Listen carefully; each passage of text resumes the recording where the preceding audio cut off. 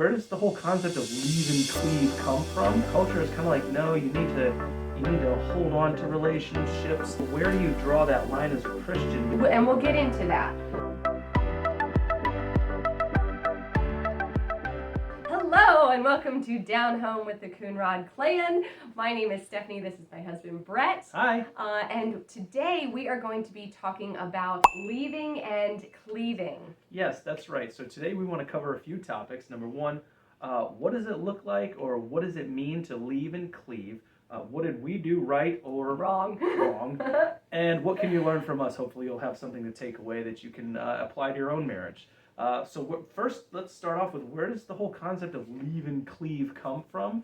Genesis 2:24, right off the bat. As soon as man has been given his first wife, Adam has been given Eve, and Adam names her. He says, she is bone of my bone, flesh of my flesh. She will be called woman. And then the Bible literally follows that statement up with, and that is why a man will leave his father and mother, and King James translation says, and cleave to his wife, or another translation says, be united to his wife, and the two will become one flesh. And then that is also, now I need to read it out of the Bible. He has that memorized. I do not. So it also says in Matthew 19:5, for this reason a man will leave and cleave his father. Not leave and cleave his father. Hold on. That was awesome. For this reason a man will leave his father and mother and be united to his wife, and the two will become one flesh. And then also Ephesians 5:31, for this reason a man will leave his father and mother and be united to his wife, and the two will become one flesh. So we have now Genesis, Ephesians, and Matthew.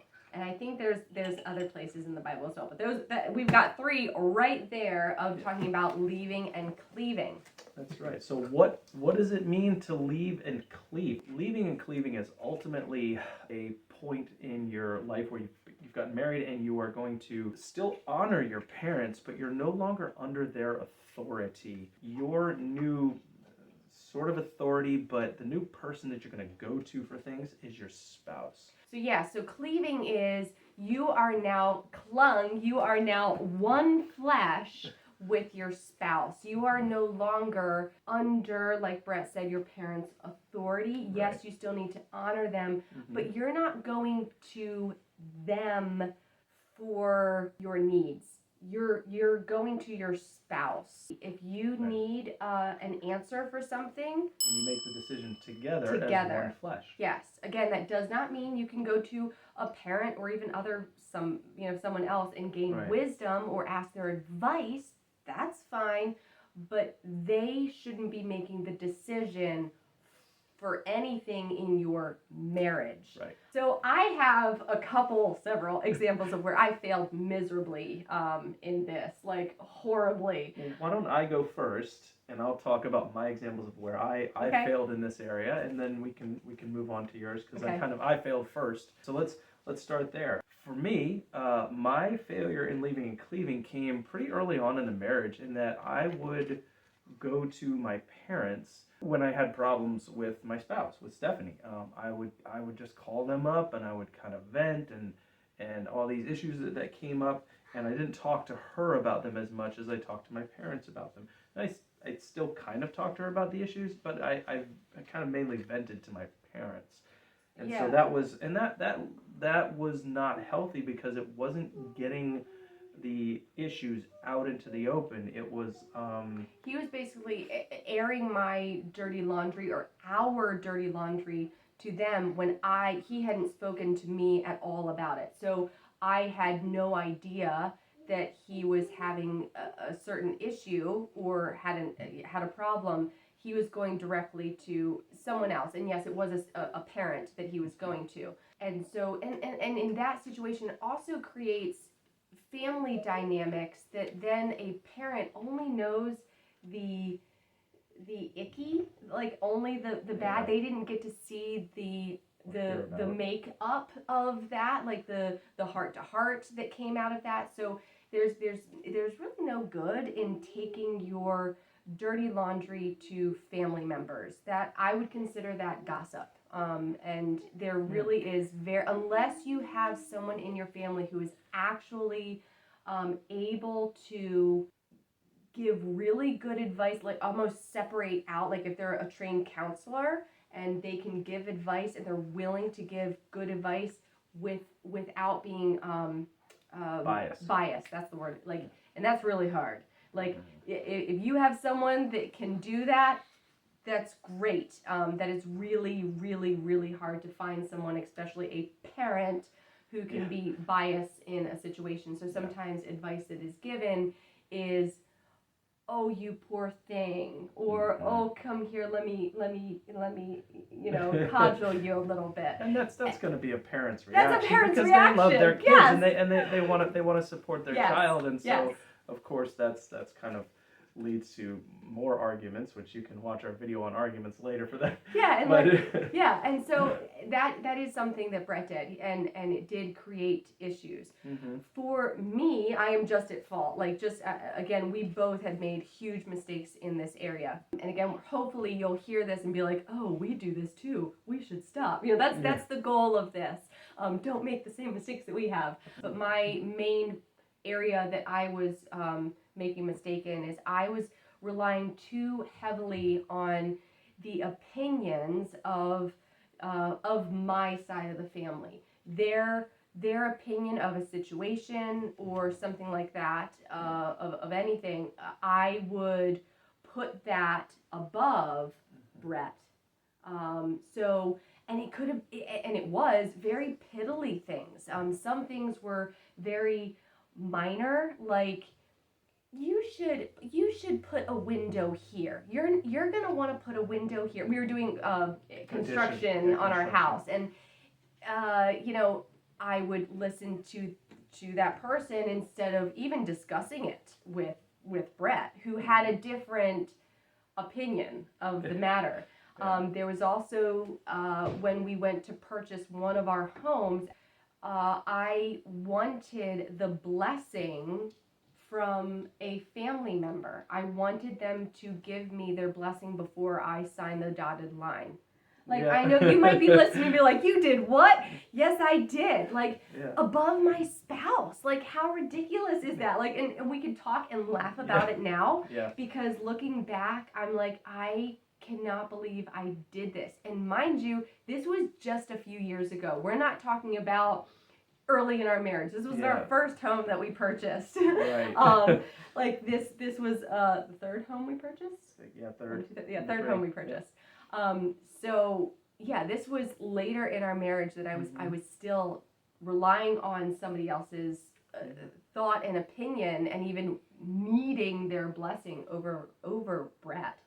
And sitting here discussing it, I can kind of see where how damaging that could be to your relationship, because if you think about it, we're going to bring enough things into our marriage between the two of us, but when you start adding on, having to gain the approval or the accolades from another party outside of the marriage itself, it's just going to cause more trouble.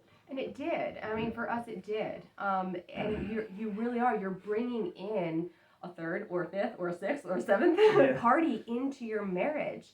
And instead of making decisions with just the two of you, you are bringing in other people. Now, there finally was a point that we, for the first time, not for the first time, but we made a really big decision without the involvement of my family, and it was met with, "How dare you?" Like, "How dare you make a decision with your spouse?" Like, it was. So if you're in that situation where you're even getting kickback from your family when it comes to leaving and cleaving, it's like, sorry, we made a decision. Like, this is a decision that my spouse and I made, and this is what we're doing. And whether you, and it's saying this in love, it's not like, well, whether you like it or not, who cares? No, this is a decision that we've made. We've prayed about this decision, and this is what we're doing.